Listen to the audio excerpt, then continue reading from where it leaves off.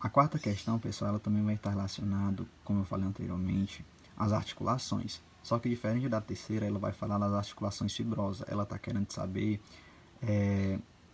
onde é que a gente pode encontrar as articulações do tipo sutura, tá? Então, como a gente viu lá na explicação, a gente vai somente encontrar esse tipo de articulação entre os ossos do crânio, tá? Então, vamos só analisar aqui as questões para se descobrir qual seria o item correto.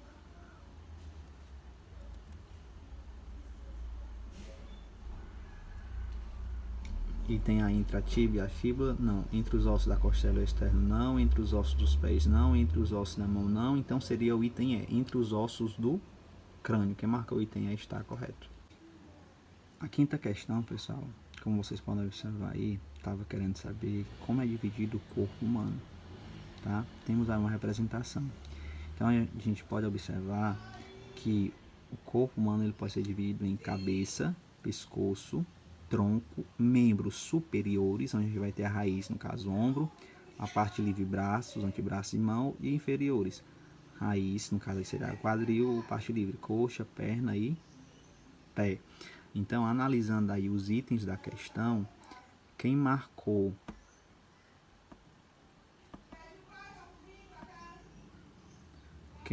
o item D está correto. Ó. O corpo humano é dividido entre cabeça, pescoço, tronco, membros superiores e inferiores. Sexta questão. Sexta questão, pessoal, está relacionado ao que a gente acabou de discutir sobre o sistema articular. Então, é muito simples a gente poder conseguir resolver essa questão.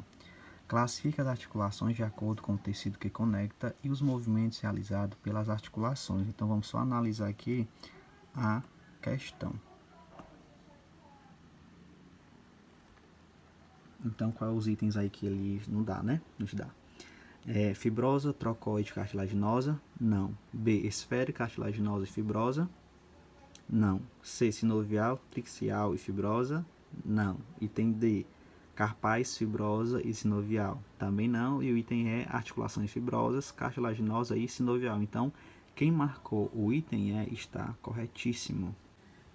A sétima questão, pessoal, como vocês puderam observar, está relacionado com ao tipo de ossos, tá? Então a gente viu em sala que eles recebem aí algumas classificações. Nós vamos relembrar aqui um pouquinho para a gente poder responder aí a questão, tá? Vou colocar aqui no slide. Então, quando a gente fala dos ossos, eles podem ser ossos longos, onde o seu comprimento é maior do que a largura. Aí temos exemplos, os ossos do braço, da perna e as falanges, tá? Os ossos curtos são quase iguais em comprimento e largura, com formato aproximado de cubo. Aí vamos ter também os ossos planos, são finos, achatados e podem ter diversas formas. Temos aí como exemplo as costelas, as escápulas e o osso do crânio. E por último tem os ossos irregulares. Eles não se encaixam em nenhuma das categorias anteriores, tá? Como exemplo aí das vértebras. Sabendo disso, voltando aqui para a questão, a gente pode observar que ele diz o seguinte, ele traz alguns itens. A classificação estabelecida que não representa o critério da forma do osso a gente falou do curto, ok. Falamos dos pneumáticos? Não. Falamos do plano, do longo e do irregular. Então qual seria o item correto? Seria o item B. A oitava questão, como vocês puderam perceber aí, estava solicitando que vocês listassem 3 funções do sistema esquelético, sistema articular e sistema nervoso. Eu separei aqui um slide, tá?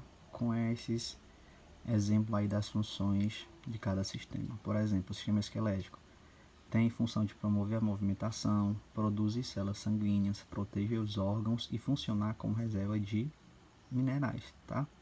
Sistema articular, manter os ossos juntos e permitir a movimentação do esqueleto, como também de revestimento. Já o sistema nervoso, ele vai ter a função de captar as mensagens, estímulo do ambiente, interpretá-los e arquivá-los, tá bom? Nona questão. Como vocês podem observar aí, a nona questão está querendo saber quais dos itens abaixo não se trata de uma função dos músculos, tá?